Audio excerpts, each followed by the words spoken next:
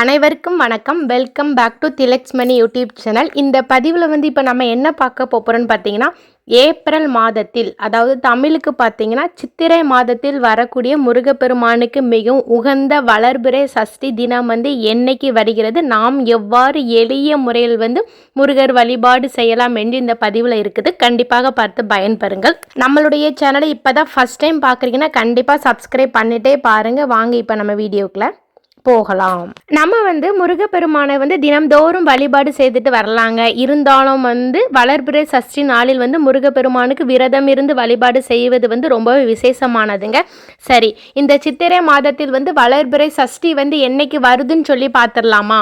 April 22ஆம் தேதி புதன்கிழமை. தமிழுக்கு பார்த்தீங்கன்னா சித்திரை 9ஆம் தேதி வருகிறதுங்க. இந்த வளர்பிறை சஷ்டி நாளில் விரதம் இருப்பது ரொம்பவே விசேஷமானதுங்க. சரி, நம்ம வீட்டில் எவ்வாறு எளிய முறையில் விரதம் இருக்கலாம் என்று பார்த்துடலாமா? சித்திரை மாத வளர்பிறை சஷ்டி நாளன்று அதிகாலையிலே எழும்பி குளித்து முடித்து சுத்தபத்தமாக இருந்துட்டு வீட்டின் பூஜை அறையை நல்லா சுத்தம் படுத்திட்டு முருகப்பெருமானுடைய படத்தை நன்றாக ஒரு புது துணியில் தொடச்சிட்டு நீங்கள் வழிபாடு செய்வதற்காக நீங்கள் ஆரம்பிக்கலாம். உங்கள் வீட்டில் முருகப்பெருமானுடைய சிலை இருந்தால் ஏதாவது ஒரு 3 அபிஷேகங்கள் செய்யுங்க. அடுத்து பார்த்தீங்கன்னா முருகப்பெருமானுக்கு மிக உகந்த பூக்களான செவ்வரளி பூக்கள் போட்டு அலங்காரம் செய்வது ரொம்பவே விசேஷமானது.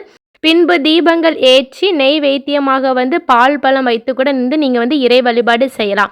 நீங்கள் வளர்பிறை சஷ்டி நாளில் முழு உபவாசமாக இருப்பதாக இருந்தாலும் இருக்கலாம். அப்படி இல்லை, என்னால் இருக்க முடியாதுன்னு சொல்கிறவங்க ஏதாவது ஒரு வேளை சாப்பிட்டு விரதம் இருக்கலாம். அப்படி இல்லை என்றாலும் நீங்கள் பால் பழம் சாப்பிட்டு கூட நீங்கள் விரதம் இருந்து முருகப்பெருமானை வழிபாடு செய்யலாம்ங்க. அது ரொம்ப விசேஷமானது. அதுவும் வளர்பிறை சஷ்டியில் மௌன விரதம் இருப்பது ரொம்பவே நல்லதுங்க. நீங்கள் எப்படி விரதம் இருந்து இறை வழிபாடு செய்யணும்னு சொல்லிட்டு ஒரு நாள் முன்னக்கூட்டியே நீங்கள் தேர்ந்தெடுத்து வச்சுக்கிடுங்க. தூப ஆராதனை எல்லாம் காட்டுங்க. கண்டிப்பாக நிலைவாசலுக்கும் காட்டுங்க, ரொம்பவே நல்லது. அடுத்து பார்த்தீங்கன்னா அன்றைய தினத்தில் முருகப்பெருமானுடைய மந்திரங்கள் சொல்வது ரொம்பவே நல்லது. ஓம் சரவணபவ, ஓம் சரணபவ, ஓம் சரணபவங்கிற மந்திரத்தை காலையில் 108 முறை சொல்லுங்கள். அதே போல் மாலையிலும் ஒரு 108 முறை சொல்லுங்க. முடிஞ்சவங்க மாலை பொழுதில் உங்கள் வீட்டின் அருகில் முருகப்பெருமானுடைய ஆலயம் இருந்தால் கண்டிப்பாக செஞ்சு இறை வழிபாடு செய்யுங்கள். ரொம்பவே விசேஷமானது.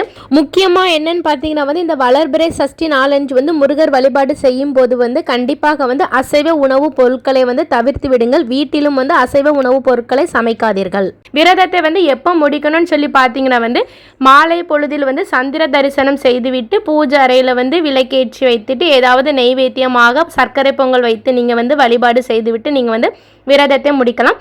விரதத்தை முடிக்கும் போது சர்க்கரை பொங்கல் சாப்பிட்டு கூட நீங்கள் விரதத்தை முடிக்கலாம். கண்டிப்பாக அந்த நெய்வேத்தியத்தை யாராவது 2 பேருக்காவது தானம் கொடுங்கள். அது ரொம்பவே விசேஷமானதுங்க. இவ்வாறு நீங்கள் வளர்பிறை சஷ்டி நாளன்று விரதம் இருப்பதால் குழந்தை பேர் இல்லாதவர்களுக்கு கண்டிப்பாக குழந்தை பேர் கிடைக்கும் என்று சொல்லப்படுகிறது. வேலை இல்லாதவர்களுக்கு நல்ல வேலை கிடைக்கும், தொழிலில் நல்ல லாபம் கிடைக்கும் என்று சொல்லப்படுகிறதுங்க. அதனால நீங்கள் எந்த விரதம் இருந்தாலும் நம்பிக்கையோடு முருகப்பெருமான் நமக்கு இதை நடத்தி தந்துருவாருங்கிற ஒரு எண்ணத்தோடு விரதம் இருந்து இறை வழிபாடு செய்யுங்கள். நிச்சயமாக உங்களுடைய வேண்டுதல்கள் அனைவருக்கும் நிறைவேறுங்க.